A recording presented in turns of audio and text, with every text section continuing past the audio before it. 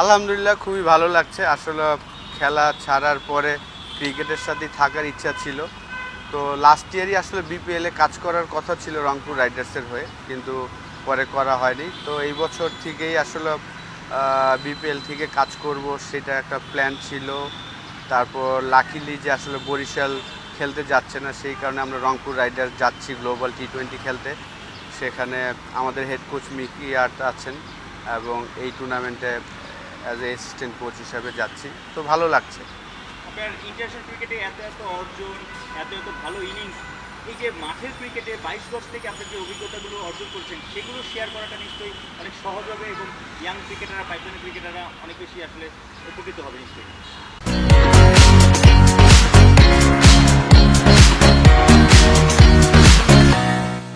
Definitely আসলে আমার international cricket খেলার 12 বছরের একটা এক্সপিরিয়েন্স এবং ফার্স্ট ক্লাস ক্রিকেটে অলমোস্ট 23-24 বছর খেলেছি।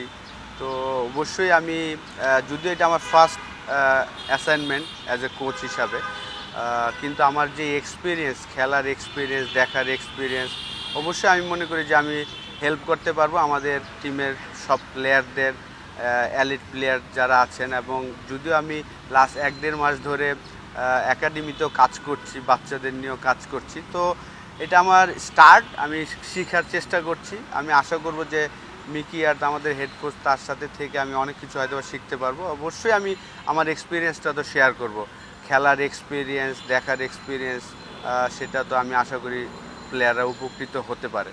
কোচিংয়ে এখনো আর্লি, আপনি এখনো যখন ব্যাটিং শেখাচ্ছেন, কাউকে শ্যাডো দেখাচ্ছেন কিংবা ক্যাচিং প্র্যাকটিস করাচ্ছেন, তখন কি মনের অজান্তে মনে হয় যে নেটে চলে যাই একটু ব্যাটিং করে আসি? লোক সামলানো কঠিন তো আসলে। না, আমি যেহেতু একাডেমি প্র্যাকটিসগুলোতে প্র্যাকটিস করানোর পরে আমি আমার ব্যাটিং প্র্যাকটিস করি, এনজয় করি আমি এখনও। তো কিন্তু যেহেতু আসলে আমার কাজ শেষ করার পরে আমি চেষ্টা করি স্টিল আমি ব্যাটিং, ফিল্ডিং এইগুলো করার চেষ্টা করি, ফিটনেস ধরে রাখার চেষ্টা করি।